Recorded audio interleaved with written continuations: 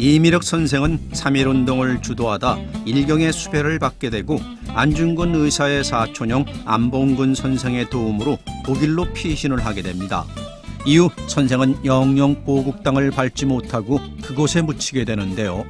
생전 고국을 그리워하며 어린 시절 할아버지가 들려주신 우리의 옛 이야기를 회상하고 추억하고 기억해내 이야기라는 제목으로 책을 출판하게 되죠. 오늘 준비한 어깨기미와 복심이 역시 그 이야기 속의 이야기인데요. 짧지만 이미륵 선생이 조국을 얼마나 그리워하고 사랑하고 있는지를 짐작할 수 있는 단편입니다. 저희 책방 초기에 들려드렸던 버전에서 약간의 수정과 연기 부분을 재녹음해서 준비했습니다.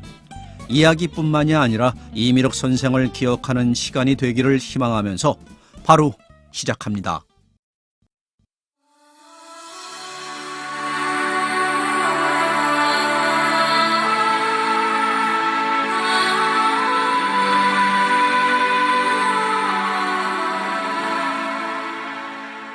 한국 서부의 값산 지방에 아주 부유한 집이 하나 있었습니다. 인근의 전답은 물론 마소들도 거의 다 이 집 주인의 것이었습니다. 집도 어찌나 큰지 바깥 대문에서 안대문까지 가려면 1시간이 좋게 걸렸지요. 바깥 주인은 좋은 말들만 골라 타고 다녔고 안 주인은 이쪽 채에서 저쪽 채로 갈 때도 가마를 탔습니다. 이 부잣집의 외아들이 걷기 시작하자 그 어머니는 계집종에게 명해 아이가 다니는 길에 보드라운 천을 펴주게 했습니다. 아이가 어쩌다 넘어지더라도 보드라운 손이나 무릎이 다치지 않도록 말이지요. 이 귀염둥이 아기의 이름은 어깨김이었습니다. 예쁘장한 귀염둥이 아기의 이름치고는 결코 듣기 좋은 이름이 아니었으나 그 밖에 다른 이름은 없었습니다. 어깨김이의 어깨에는 정말로 커다란 점이 하나 있었고 부모들은 또한 이런 흉한 이름이 이 아이를 재앙으로부터 막아줄 수 있을 거라고 생각했습니다. 부모들은 이 아이가 너무나 행복한 것이나 아닐까. 그래서 나쁜 귀신들이 그를 시세호하지는 않을까 하고 무척 두려워했습니다.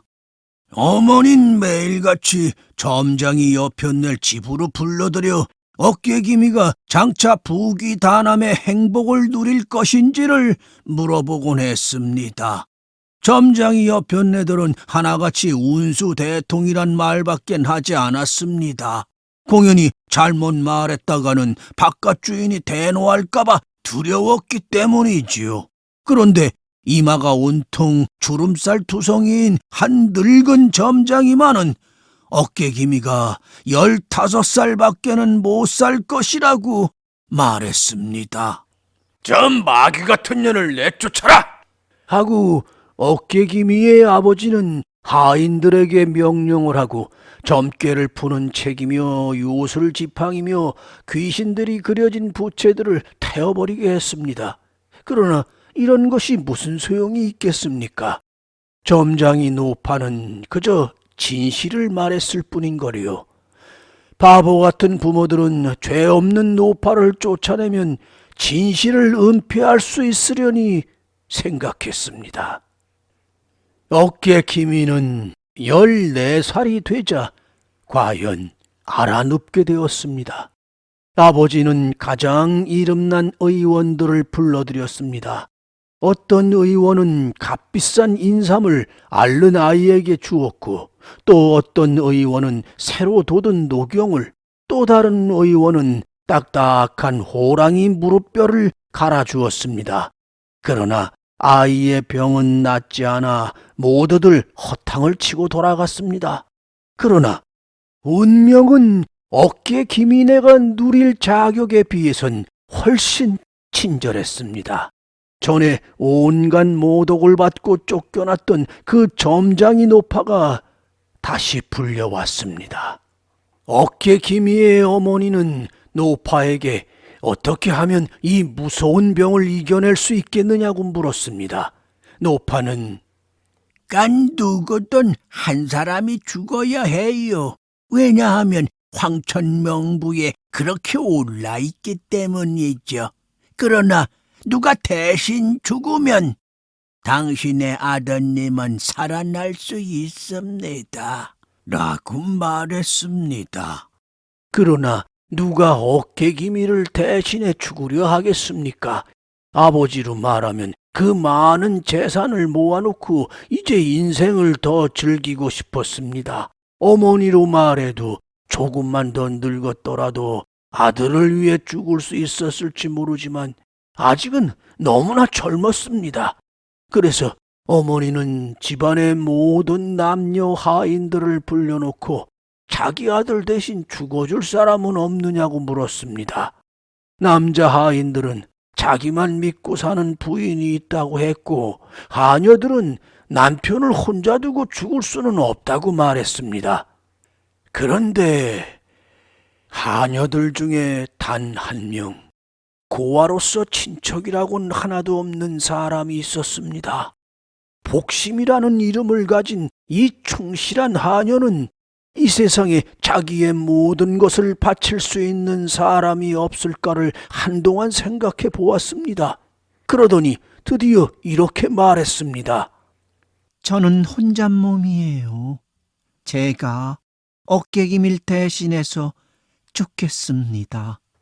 점장이 노파는 복심이의 어깨에 커다란 점을 그려놓고 어깨기미의 옷 중에 제일 좋은 비단 바지 저고리를 입혀 어깨기미의 병석에 눕혔습니다. 한편 어깨기미는 복심이의 작은 방으로 옮겨졌습니다. 저녁이 되어 죽을 시간이 점점 가까워 오자 사람들은 앓는 티를 내고 누워있는 복심이 옆에 커다란 촛불을 켜놓고 방문 앞에서부터 대문 밖까지 기다란 천을 펴놓은 뒤 대문 좌우 양쪽에는 길고 노란 등불을 내달았습니다. 이것은 저승사자에게 임종하는 사람이 있는 곳으로 가는 길을 가리켜주기 위한 것입니다. 어깨기미의 부모와 점장이 노파는 복심이 옆에 앉아서 저승사자가 차분히 기분 좋게 가도록 길 위에 동전을 뿌렸습니다. 이윽고 복심이는 솟을 대문에서 저승사자의 발소리가 나는 것을 들었고 이내 두 번째, 세 번째 중문을 거쳐 마침내 방문 앞에까지 오는 것을 들었습니다. 검은 옷에 붉은 띠를 메고 손에는 장대를 든 두 명의 거인이 복심이가 누워있는 자리로 와 복심이를 들어올려 집 밖으로 데리고 나갔습니다. 복심이는 몸을 돌려 자기의 양친이 오랫동안 일을 해왔고 또 자기도 여러 아이들과 함께 놀던 집을 다시 한번 바라보았습니다.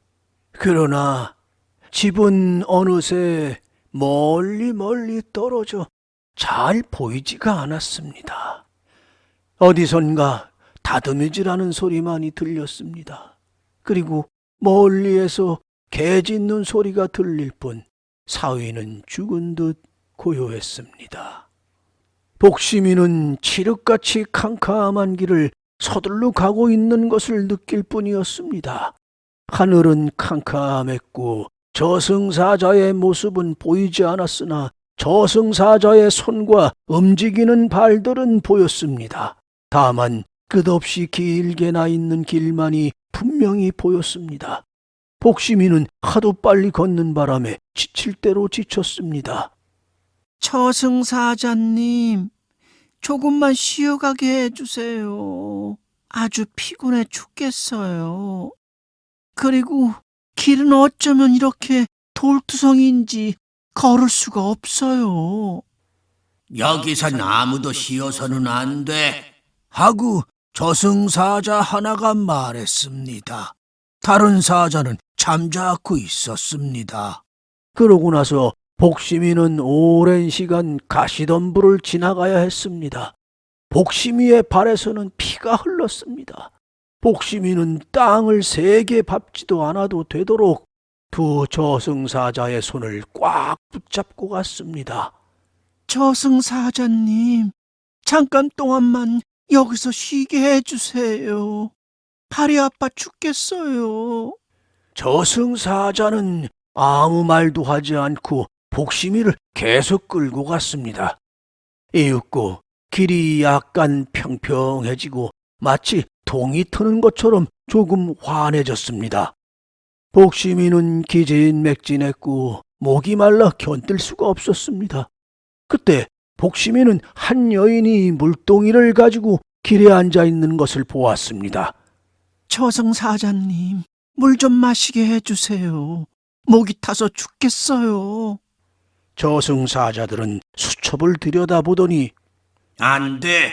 넌 네 평생에 한 번도 목마른 사람에게 물을 주지 않았어. 우린 너에게 물 사줄 돈이 없다. 라고 말했습니다. 조금 후에 복심이는 또다시 물동이를 가지고 있는 노파 하나를 보았습니다. 그러나 복심이는 그 이상 목마르다고 불평하지 않았습니다. 자기가 한 모금도 물을 얻어 마시지 못하리란 것을 이제 알았습니다. 그러자 노파가 복심이한테로 와 마실 것을 주려고 했습니다. 그러나 저승사자들은 노파를 멀리 쫓아버렸습니다. 이들 가엾은 여인들은 물동이의 물이 전부 팔릴 때까지 길에 앉아 있어야만 했습니다. 그들 평생에 목마른 사람에게 물을 주지 않은 벌이지요. 드디어 복심이는 목적지에 도달했습니다. 눈앞에 육중한 대문이 나타났고 복심이는 문 안으로 이끌려 들어갔습니다. 좌우에는 갑옷을 입은 힘센 파수꾼 2명이 서 있었습니다. 복심이는 겁에 질려 부들부들 떨었습니다. 감히 고개도 들지 못하고 2명의 사자에 이끌려 12나한 앞까지 끌려갔습니다. 복심이는 명부의 한가운데 홀로 서 있었고 한쪽 벽가에 12나한이 앉아 있었습니다. 네 이름이 뭐냐? 하고 그들 중 한 사람이 물었습니다. 제 이름은 복심이라고 합니다. 가난한 부모 없는 소녀입니다. 복심이는 들릴 듯 말 듯한 목소리로 대답했습니다. 그러자 나하는 책상만큼이나 커다란 책을 펼쳐보더니 이렇게 말했습니다. 어떻게 네가 여기 왔니? 넌 70살 이상이나 살도록 되어 있는데. 전 이 세상에서 가장 외로운 몸이에요. 그래서 어깨김이 대신 제가 죽었습니다. 그러자 12나한들은 모두 일어나 그토록 슬프게 살아온 소녀가 그토록 착하게 지내온 데 대해 감탄을 했습니다. 그러나 12나한 중 제일 높은 나한은 무릇 사람에겐 생명의 기한이 정해져 있느니라. 너는 다시 인간 세상으로 돌아가고 어깨 기미가 와야 할 것이로되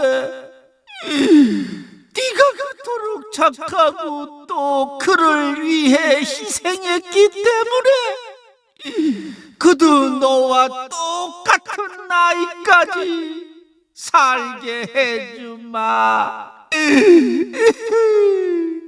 라고 말했습니다.